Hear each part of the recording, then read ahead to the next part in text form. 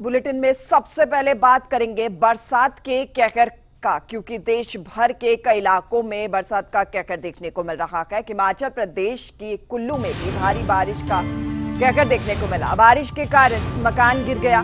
सूचना पर एनडीआरएफ की टीम पहुंची है। रेस्क्यू अभियान अभी जारी है। मलबे के नीचे 2 लोग दबे गए, ये जानकारी है। बरसात के चलते काफी ज्यादा परेशानियां आ रही है। बरसात का कहर देखने को मिल रहा है। ये तस्वीरें क्या, बारिश के कारण ये मकान गिरा है। देखिए तस्वीरें हम आपको दिखा रहे हैं। तस्वीरें कैद हुई है कैमरे में और इसके बाद टीम मौके पर पहुंची। अभी भी रेस्क्यू अभियान चलाया जा रहा है। एनडीआरएफ की टीम को तुरंत ही सूचित किया गया। ये तस्वीरें देखिए, हम आपको हाईलाइट करके दिखा रहे हैं कैसे ये मकान गिर पड़ा है। और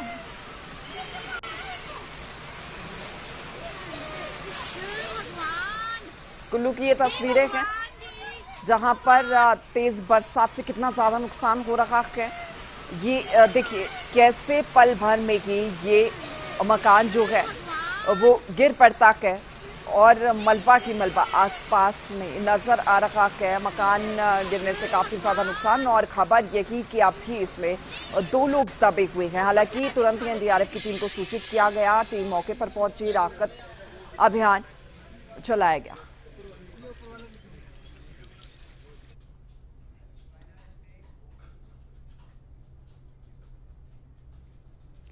बात अब कांगड़ा की, जहां लगातार पौंग बांध का जलस्तर लगातार बढ़ते हुए नजर आ रहा है। खतरे के निशान से ऊपर पानी आया है। पानी छोड़े जाने के कारण उफान पर ब्यास नदी है। पानी के तेज बहाव में टापू पर कई मवेशी फंस गए। स्थानीय लोगों ने मवेशियों को सुरक्षित किया है। निचले क्षेत्रों में बाढ़ का खतरा बढ़ा है। प्रशासन ने लोगों से अपील भी की है। सुरक्षित जगह पर जाने की अपील प्रशासन की ओर से की गई है। कांगड़ा में लगातार पौंग बांध का जलस्तर बढ़ रहा है। खतरे के निशान से ऊपर पानी बह रहा है। पानी छोड़े जाने के कारण उफान पर ब्यास नदी है। तस्वीरें आपके सामने। पौंग बांध का स्तर जो ये है वो देखिए, नदी का जलस्तर भी लगातार बढ़ रहा है। ब्यास नदी उफान पर है। हालांकि प्रशासन ने लोगों को कहा है कि आप सतर्क रहे। कितना तेज बहाव है और देखिए नदी का पानी के कारण टापू पर मवेशी भी फंस गए।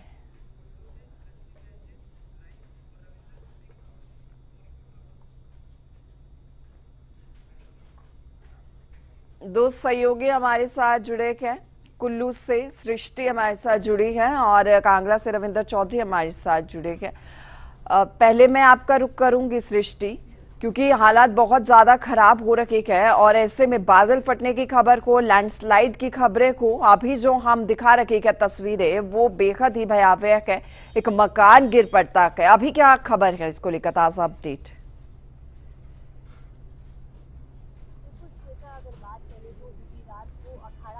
बाजार जो है वहाँ पर इन अखाड़ा में एक लैंडस्लाइड की चपेट में एक मकान आ गया था।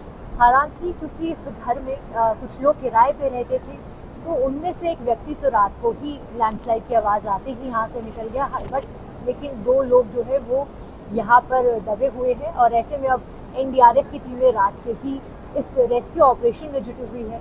लेकिन फिलहाल क्योंकि बारिश का सिलसिला लगातार रात से ही शुरू हो चुका है, इस दौरान मैं आपको ये भी बता दूँ कि जिस इलाके में लैंडस्लाइड हुआ है वो रिहायशी इलाका है और काफ़ी सारे मकान जो है वो उसके आसपास मौजूद है, जिसकी वजह से यहाँ पर मशीनरी पहुंचाना एक बड़ी चुनौती एनडीआरएफ की टीम के लिए बनी हुई थी और ऐसे में रेस्क्यू ऑपरेशन करना एक आसान काम यहाँ पर नहीं रहा। रात से ही बारिश बढ़ चुकी है, जिसने और भी जो इस रेस्क्यू ऑपरेशन की चुनौतियाँ हैं उसे बढ़ा दिया, जिसके चलते हालांकि मैन्युअल तरीके से यहाँ पर रेस्क्यू ऑपरेशन किया जा रहा था। पानी से जो मलबा है उसे क्लियर करने की कोशिश की जा रही थी, लेकिन एक बड़ी चुनौती अभी भी एनडीआरएफ की टीम के लिए इस मलबे को हटाने की बनी हुई है। और 2 जवान, जिसमें बताया जा रहा है कि 2 लोग जो यहाँ पर दबे हुए हैं, उनमें एक एनडीआरएफ का ही जवान है जो यहाँ पर किराए के कमरे में रहता था और उसके अलावा एक सृष्टि, ये जो मकान गिरा है जो यहाँ पर दुकानदारी करता था, जिस दौरान ये घटना हुई, क्या इसमें कोई मौजूद था? बिल्कुल श्वेता, जब ये चट्टाने ऊपर की तरफ से यहाँ पर इस मकान के ऊपर आई तो बहुत ही धमाके की आवाज़ आसपास के लोगों को सुनाई दी। जिस मकान पर ये चट्टानें गिरी है वहां पर 2 कमरे मौजूद थे जिनमें किराए पर 3 लोग रह रहे थे। हालांकि एक कश्मीर से संबंध रखने वाले फरीक तो उसी वक्त यहाँ से बाहर निकल गए। उन्होंने अपने साथ जो दूसरा कश्मीरी लड़का था जो कि 18 साल का है उसे निकालने की भी कोशिश की, लेकिन ये हादसा इतनी जल्दी हुआ, इतनी तेजी से ये चट्टानें वहां पर आई और क्योंकि आसपास काफी सारे घर मौजूद है, संकरी गलियां हैं, ऐसे में 2 लोग, जो एक एनडीआरएफ का जवान था जो कि साथ वाले कमरे में ही रह रहा था, ना ही वो बाहर निकल पाए और 18 साल का लड़का जो था वो भी यहाँ से बाहर नहीं निकल पाया और ये दोनों मलबे की चपेट में आ गए, मलबे में दब गए हैं। रात से ही क्योंकि आसपास के जो इस मकान से नीचे का मकान था वहां पर भी काफी परिवार रह रहे थे, किराए पर बहुत सारे लोग इन मकानों में रह रहे थे। सभी ने आधी रात में अपने घर खाली किए हैं, सड़कों पर लोग आ गए और ये देखने लगे कि आसपास के घरों को भी खतरा बढ़ चुका है। रात से ही सभी टीमें यहाँ पर जुटी हुई थी और इस रेस्क्यू को चलाए हुए थी, लेकिन कहीं ना कहीं ये जो मौसम बिगड़ रहा है, ठीक है सृष्टि, बड़ी चुनौती आप बना बने हुआ है। रहिए हमारे साथ। अब कांगड़ा से रविंद्र चौधरी भी बने हुए हैं, उनसे भी हम हालातों का जायजा ले लेते हैं। क्या रविंद्र, पौंग बांध का जलस्तर लगातार बढ़ रहा है, खतरे के निशान से ऊपर है। फिलहाल प्रशासन की ओर से कोई एडवाइजरी जारी की हो और क्या ताजा हालात है उधर अभी?